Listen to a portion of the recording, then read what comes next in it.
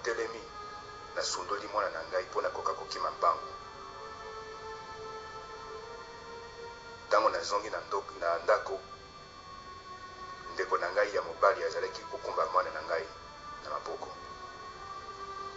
Basi kokata ye loboko moko na likolo.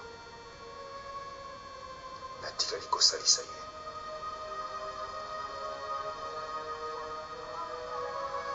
When soldiers had wasted bullets, they would cut hands from the living to account for the missing cartridges. A canoe carrying state prisoners and a basket of cut hands called it a Protestant mission. The prisoners told how one girl who had had her hand cut off was still alive. The girl's brother was one of the prisoners. A mission boy told me that he'd heard one of the prisoners saying that his mother had been killed, and that he recognized his young sister's hand in the basket. This mutilated child had fled into the bush with her mother and had stayed by her dead body.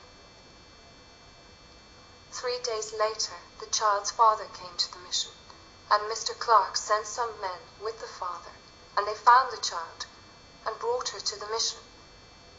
But 6 months later, the girl died.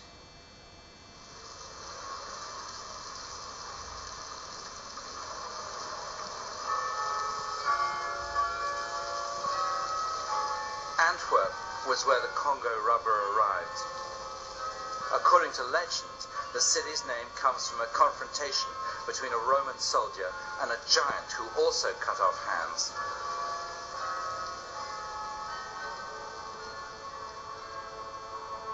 Any connection between the city's symbol and cut hands in the Congo is seldom made in Antwerp. It's as though the crimes of the Congo are totally forgotten, or worse, never happened.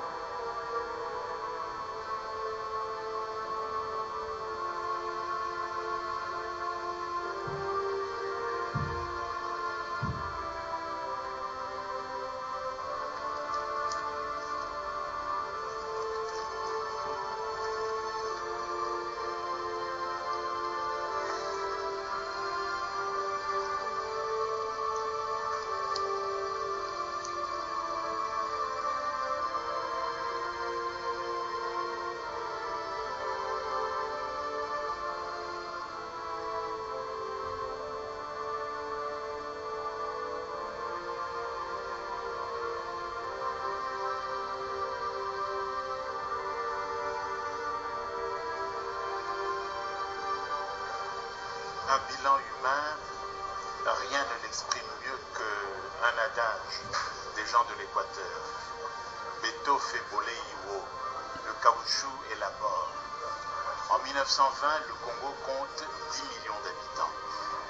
Par rapport à 1880, c'est 2 fois moins.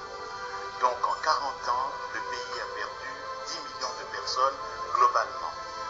Mais dans certaines localités, les pertes s'élèvent à 60, 70, 90%. Donc le caoutchouc a été la catastrophe. Jamais les peuples du Congo n'avaient connu un désastre pareil. Daniel van Groenwegen's exposé Red Rubber brought the atrocities to Belgian attention in the 1980s, and he faced a barrage of criticism. Le grand problème, c'était les anciens coloniaux, surtout des militaires. L'association Pro-Belgica, qui regroupe, disons, 61 associations patriotiques, a fait une lettre de réclamation et une demande d'enquête au ministre de l'Éducation nationale. À ce moment-là, j'étais professeur à l'Athénée ici à Ostende, où on est maintenant. Alors là, il disait que ça insultait le roi, etc. Il voulait vraiment ôter mon pain. Donc il m'accusait des pires méfaits contre Leopold. Van Groenwegen had spent 10 years researching the Congo Free State and getting little encouragement in Belgium. The surviving records of Leopold's Congo are kept underground by the Belgian Ministry of Foreign Affairs. You can look, but you can't touch. Many of the documents here are considered too sensitive to be released, even today. on ne pouvait même pas voir l'inventaire. Très souvent, elles amenaient des portfolios qui étaient mis en demi-vide, hein, et puis le soir, beaucoup de chercheurs devaient laisser leurs notes, et le lendemain matin, ils les recevaient, mais avec des pages retirées, parce que c'était top secret, c'était raison d'État, etc., etc. The king, it seems, is still protected by his subjects.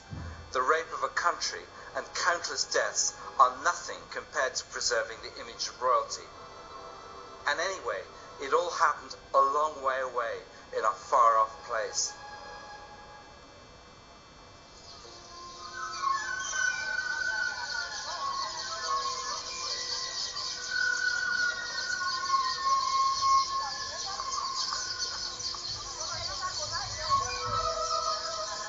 It was in the Equator province where many of the worst abuses occurred.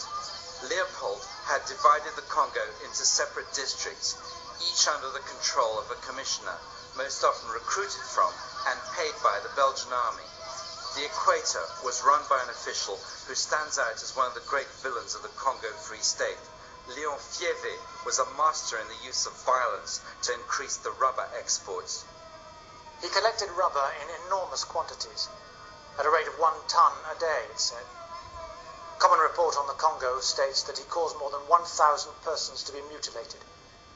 It's also reported that he boasted of the cruelties, and certainly the result of them is evident to this day, for the people fled from the district in their thousands and have never returned.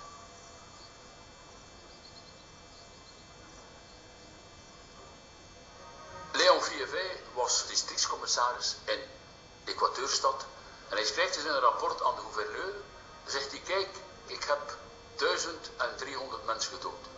We hebben 162 dorpen volledig verwoest. Er zijn brand gestoken. De plantaties van de mensen, de moestuintjes, allemaal afgehakt. Zodanig dat ze in feite gaan uithongeren. En zegt hij, de chefs hebben allemaal beloofd van rubber te leveren. We hebben hen gezegd dat ze dus een 1500 mandjes moesten brengen van ongeveer 15 kilo. Dus laten we zeggen een kleine 25.000 kilo per maand. En hij antwoordde dat. Hij zei, ik heb maar 3000 en zoveel cartouches verschoten.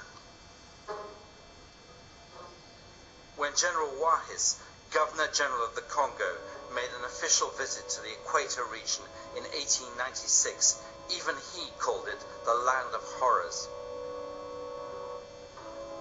Thieve had no qualms about the level of brutality. He perfectly understood that the state existed only to make money and that rubber was the key. For Leopold, Thieve was the perfect employee, loyal, efficient and resourceful. Je réunis les chefs des villages voisins et leur ordonne de me rapporter un certain nombre de chikwang, du poisson, etc. Au jour convenu, pas de chikwang. Devant cette mauvaise volonté manifeste, je leur fais la guerre. Un exemple suffit, 100 têtes tranchées, et depuis lors les vivres abondent dans la station. Mon but est en somme humanitaire. Je supprime 100 existences, mais cela permet à 500 autres de vivre. Baso basengeli kuyiba fieve nukula satana ikwate namonaki nazalaki elengi soda mululu kubatela mboka boyeka kukamata moleka monene kokotso ukati na yango batu somi bakangamaki kukamata mabanga minene kukangama na moleka monene kutindika pe kubwaka kuibali kuya ya matope mo makambo mingi mabe mabutani yango wana tolingi kuyoka kombo e na lisusu